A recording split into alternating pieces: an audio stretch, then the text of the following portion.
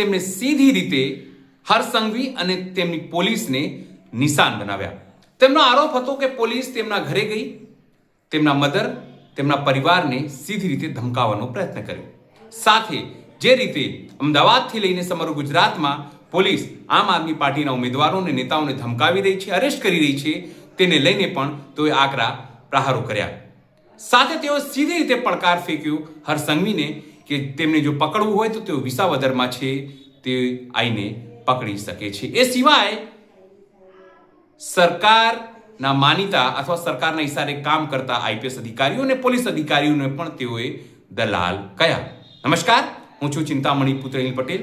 સ્વાગત છે આપનું અમારા વિશેષ કાર્યક્રમમાં.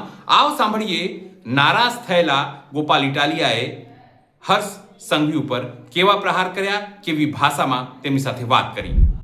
નમસ્કાર મિત્રો, આજે 7મી એપ્રિલ 2026નો દિવસ અને મારો આ વિડીયો હર્ષ સંઘવી સુધી પહોંચાડવાની હું તમને બધાને વિનંતી કરું છું. આજે હર્ષ સંઘવીએ અને એની ગુલામી અને દલાલી કરતા કેટલાક પોલીસ અધિકારીઓએ હદ વટાવી છે. બેશરમી અને કહેવાય ને કે ક્રૂરતાની હદ વટાવી ગયા છે. છેલ્લા 1 મહિનાથી હર્ષ સંઘવી પોતે પોતાની જાતને 30 માર ખા સમજે છે. કંઈ વાંધો નહીં, ઘણા 30 માર ખા આ દેશે જોયા છે, અમે જોયા છે, અને સમય સાથે હાલના 30 માર ખાની પણ વ્યવસ્થા થઈ જાય જનતા દ્વારા. આજે એવું થયું કે સવારમાં મારા ઘરે પોલીસવાળા મોકલ્યા હર્ષ સંઘવીએ. હું તો અત્યારે અહીંયા વિસાવદર બેઠો છું. જગ જાહેર આખી દુનિયાને ખબર છે. મારો ફોન નંબર આઈબી પાસે છે, મારું લોકેશન આઈબી પાસે છે, મારું બધી વિગતો પોલીસ હંમેશા ટ્રેસ કરે છે અને બધી ખબર છે ગોપાલ ક્યાં છે. તેમ છતાંય હર્ષ સંઘવીએ આજે સવારે મારા ઘરે પોલીસ મોકલી અને મારા મમ્મી એકલા રહે છે, મોટી ઉંમરના વ્યક્તિ છે સુરત, એની સાથે પોલીસે ગેરવર્તન કર્યું છે. પહેલાં તો સીધા મારા ઘરે ગયા, થોડી ઘણી સરખી વાતો કરી, પછી બેફામ વર્તન કર્યું મારા મમ્મી સાથે પોલીસવાળાએ, અને પછી પાછળથી પાછો સારો એવો વિડીયો બનાવી લીધો. મારા ઘરમાં મારા બીજા પરિવારના સભ્યો છે, બધાને ધમકાવવાનું, દમદાટી કરવાનું કામ હર્ષ સંઘવીએ આજે કરાવ્યું છે. આ એકદમ હલકામાં હલકી કક્ષાનું કૃત્ય છે. હર્ષ સંઘવી ભાઈ, તું ગુજરાતનો ગૃહમંત્રી હોય તો અમે કાંઈ તારાથી ફાટી પડતા નથી. તારી પાસે 5, 25, 50 દલ્લા આઈપીએસો હોય તો અમે કાંઈ એનાથી ફાટી પડતા નથી. તારામાં અને તારા દલાલ આઈપીએસોમાં તાકાત હોય તો માનનીય ગોપાલભાઈ ઇટાલિયા વિસાવદરમાં જ છે. તને જ્યારે મજા આવે ત્યારે જે મજા આવે એ કલમ અંતર્ગત ધરપકડ કરી લેવાની છૂટ છે. અમે કોઈ તારાથી ફાટી પડતા નથી કે અમે કોઈ તારાથી કંઈ ડરી જવાના નથી. 30 માર ખા હોય કે દિલ્હી સલ્તનતનો મુઘલ સમ્રાટ હોય, અમે અમારા ઈમાનદારીના દમ પર જીવીએ છીએ. પણ આજે જે કૃત્ય કર્યું છે એ બિલકુલ વ્યાજબી કૃત્ય નથી. હર્ષ સંઘવીએ મારા ઘરે સુરતમાં મારા મમ્મી એકલા રહે છે, મોટી ઉંમરના વ્યક્તિ છે, મહિલા છે, એની સાથે પોલીસે ગેરવર્તન કર્યું છે, ન બોલવાના શબ્દો બોલ્યા છે, મમ્મીને આરે જે ગાળાગાળી કરી છે એ હર્ષ સંઘવીને હું કહી દેવા માંગુ છું કે આ બિલકુલ વ્યાજબી વાત નથી. તારી દુશ્મની કે તારી રાજકીય વિરોધાભાસ ગોપાલ ઇટાલિયા સાથે હોય તો ગોપાલ ઇટાલિયો બિંદાસ ખુલ્લો ફરે છે ગીરના જંગલમાં. અમે કોઈ તારાથી ક્યારેય જિંદગીમાં છુપાવાના નથી. તારી કોર્ટ કચેરી, કાયદો, કલમ, પોલીસ દંડા, ધોકા બહુ જોઈ લીધા ભાઈ.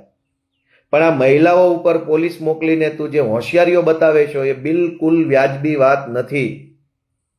આ બિલકુલ વ્યાજબી વાત નથી. હું ગુજરાતની જનતાને વિનંતી કરું છું કે હર્ષ સંઘવીએ આજે મારા ઘરે પોલીસ મોકલી અને મારા મમ્મી સાથે પોલીસે જેમ ફાવે તેમ વર્તન કર્યું છે. મારી મા સિનિયર સિટીઝન છે, હું રાજકારણમાં છું, મારા મમ્મી નથી.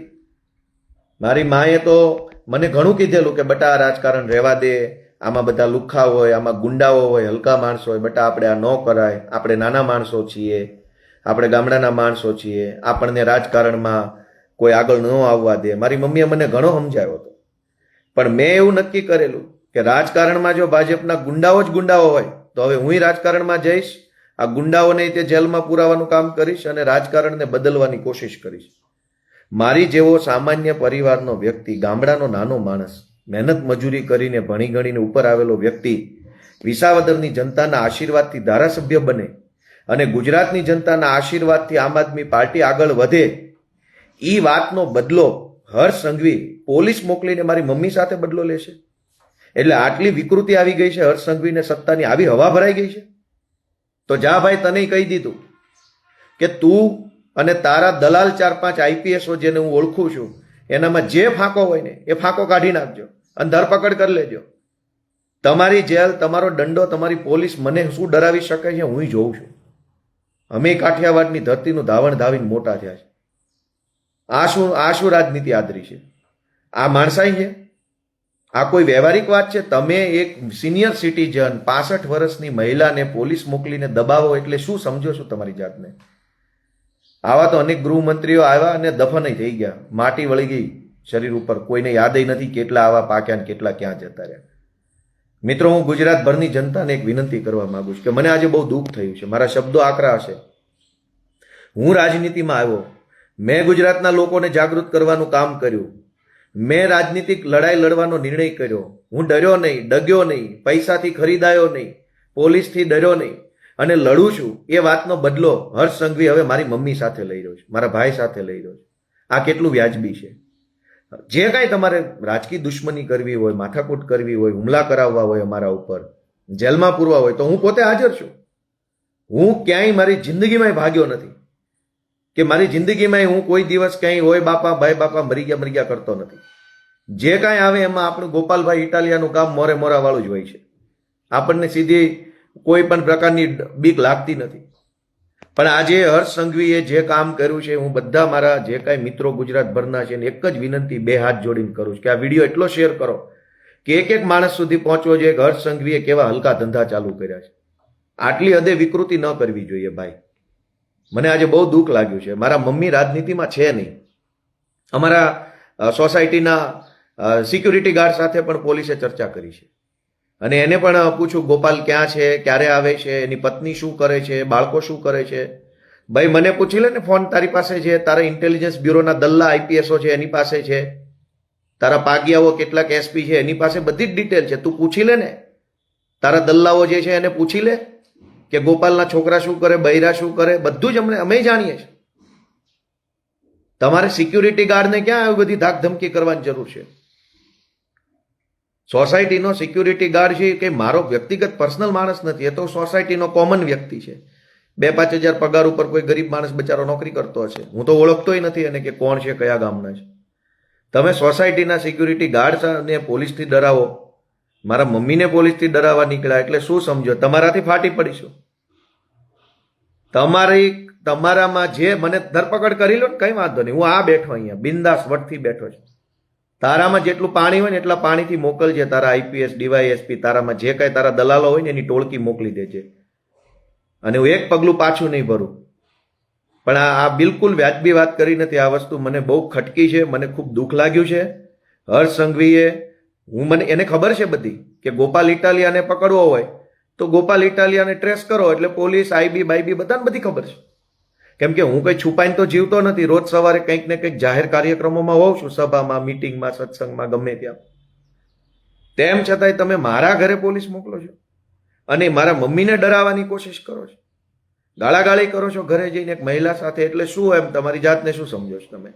અને જે દલ્લાઓ, હર્ષ સંઘવીના જે દલ્લાઓ મારા ઘરે ગયા છે એની વિનંતી છે કે બહુ દલાલી કરવામાં મજા નથી. સરકારો બદલાઈ જશે ને તો મોઢું નહીં છુપાઈ શકો. મર્યાદામાં જીવો, મર્યાદામાં નોકરી કરો, મર્યાદામાં સંવિધાનની મર્યાદામાં રહીને તમારું જે કાંઈ કામ હોય એ કરો. પણ હર્ષ સંઘવીની કે ભાજપની દલાલી ન કરો. સંઘવીની સરકાર કોઈ આજીવન રહેવાની નથી. અમે મહેનત કરીએ છીએ. ગુજરાતની જનતા કાલે અમને આશીર્વાદ આપશે. અને ગુજરાતભરની જનતાને મારી એક જ વિનંતી છે કે તમને એમ લાગતું હોય કે ગોપાલ ઇટાલિયાના ઘરે હર્ષ સંઘવીએ પોલીસ મોકલી એ વાત વ્યાજબી નથી, તો આ વિડીયો શેર કરીને કરોડો લોકો સુધી મારી લાગણી પહોંચાડો. મને આજે બહુ દુઃખ લાગ્યું છે, મને અત્યંત પીડા થઈ છે. કેમ કે હું કોઈ દિવસ કોઈ ભાજપવાળાના ઘરે જઈને એમની મા બહેનો સાથે મેં ગેરવર્તન નથી કર્યું. હું ભાજપવાળાને રાજકીય કટાક્ષ કરતો હોઉં, રાજકીય ટીકા ટિપ્પણી કરતો હોઉં, રાજકીય રીતે એમના ઉપર કટાક્ષ કરું, એ બધું તો કરું છું અને ભવિષ્યમાંય કરીશ. પણ હું કોઈ ભાજપના નેતાઓના ઘરે જઈને એમના બહેનો દીકરીઓ સાથે મેં કોઈ દુર્વ્યવહાર નથી કર્યો. પણ હર્ષ સંઘવીને આજે કુબુદ્ધિ સૂજી છે કે મારા ઘરે મારી મમ્મી સાથે એની પોલીસે જઈ અને ગેરવર્તન કર્યું છે અને સિક્યુરિટી ગાર્ડને પણ આડકતરી રીતે ધમકાવવાની કોશિશ થઈ છે. મારા મમ્મીને રાજનીતિનો ખબર નથી.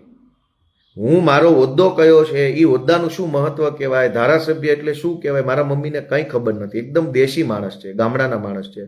એકદમ ભગવાનનું નામ લેવું, ભગવાનના યુટ્યુબ પર વિડીયો સાંભળવા, પૂજાપાઠ કરવા, એનાથી આગળ એમને ખરેખર કઈ દુનિયામાં શું ચાલે છે ખબર નથી. એટલા ગામડાના, એટલા સીધા વ્યક્તિ છે.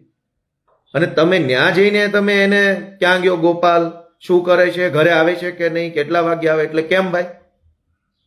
તમારામાં બહુ પાણી હોય, તમે બહુ હવાવાળા હોય, તમારી માએ હૂંઠ ખાઈને જેણ્યા હોય, સીધા મને પૂછો ને ક્યાં રહેશો ને શું ખાશો ને હું પીવે છે, હું આપીશ જવાબ તમને. મારી મમ્મીને શું પૂછવાનું ક્યાં ગયો ગોપાલ, મને પૂછો, હું આપીશ તમને. મારી પાસે બધી જ વાતના જવાબ છે. તમારા કાંઈ એસપી ફેસપીથી કે આઈપીએસ બાઈપીએસથી ફાટી પડતા નથી. જે કાંઈ બે પાંચ દલ્લાઓ હશે એનાથી કોઈ દુનિયા ડરતી હશે. ગોપાલભાઈ ઇટાલિયા ડરતા નથી. મારી એક જ વિનંતી છે ગુજરાતની જનતાને કે આ લોકોએ આ સ્થાનિક સ્વરાજ્યની ચૂંટણીમાં હજારો એફઆઈઆરો કરી નાખી છે અત્યાર સુધીમાં. આજે રાજકોટની અંદર આમ આદમી પાર્ટીના ઉમેદવારો ઉપર એફઆઈઆર કરી, આજે સુરેન્દ્રનગરની અંદર આમ આદમી પાર્ટીના કાર્યકર્તાઓની ધરપકડ કરી, આજે જ સુરતમાં મારા ઘરે પોલીસ ગઈ, આજે અમદાવાદમાં પણ અનેક કાર્યકર્તાઓના ઘરે પોલીસે જઈને ધાક ધમકી કરી. આની પહેલા ડાંગમાં, ખંભાળિયામાં, ગીર સોમનાથમાં, કોડીનારમાં, સુત્રાપાડામાં, પોરબંદરમાં, અમદાવાદમાં, બધી જ જગ્યાએ પોલીસે ભાજપના હર્ષ સંઘવીની દલાલી કરતા કેટલાક અધિકારીઓએ આખા ગુજરાતમાં આમ આદમી પાર્ટીના કાર્યકર્તાઓ અને ઉમેદવારોને ધરપકડ કરવી, ખોટા કેસોમાં ફસાઈ દેવા, એના પરિવારના સભ્યોને ડરાવવા, એના મમ્મી પપ્પાની સામે રોફ જાળવો, આ ધંધો આખા ગુજરાતમાં ચાલુ કર્યો છે અત્યારે સંઘવીએ. પણ ભાઈ સંઘવી, તુંય સાંભળી લેજે, તું ગમે એવો મોટો 30 માર ખા હોય ને તો હું મારી માનું ધાવણ ધાવીને જન્મેલો. હું જોઉં છું તને તું મને કેવી રીતે બીવડાવે છો. અને હવે તું મોકલ, તારે જેને મોકલો એને મોકલ અને મને એરેસ્ટ કરી લે જા. હું જોઉં છું તું એરેસ્ટ ના કરને તો હું તને કાયર સમજીશ, હવે નમાલો સમજીશ. તું કરી લે મને એરેસ્ટ અને જેલમાં પૂરી દે. ભલે હવે ચૂંટણી રહી ગઈ, ચૂંટણીની જગ્યાએ તું મને ધરપકડ કરી લે અને જેલમાં પૂરી દે, કાલે કોટડીમાં. અને રોકી લે આ ગુજરાતની ક્રાંતિને, રોકી લે આ ગુજરાતની જાગૃતિને. કરોડો લોકો જે ઊભા થયા છે, હિંમત થઈ છે, એને તું રોકી લે ભાઈ, અને મને પૂરી દે તું તમ તારે જેલમાં. આટલી હદે દાદાગીરી વ્યાજબી નથી કોઈ પણ સંજોગોમાં. ગુજરાતની જનતાને એક જ વિનંતી છે કે આ જે તાનાશાહો છે, હર્ષ સંઘવીના નેતૃત્વમાં દલ્લાગીરી કરતા જે કેટલાક અધિકારીઓ છે એને સબક શીખવાડવા માટે આ વખતની ચૂંટણીમાં હું જેલમાં હોઉં કે બહાર હોઉં, પણ એક વખત આ લોકોને સબક શીખવાડો એવી મારી ગુજરાતભરના લોકોને વિનંતી છે. જય જય ગરવી ગુજરાત. ગોપાલ ઇટાલિયન વાત સાંભળીને આપને શું લાગે છે જરૂરથી અમારા કોમેન્ટ બોક્સમાં કોમેન્ટ કરજો. એ સિવાય અમારી યુટ્યુબ ચેનલ લાઈક કરો, સબસ્ક્રાઇબ કરો, બેલ આઇકન દબાવો. સાથે અમારી વેબસાઇટ છે www.gujaratplus.in, ત્યાં પણ જઈને તમે વધુ અપડેટ થઈ શકો છો. અત્યાર માટે આટલું જ. નમસ્કાર.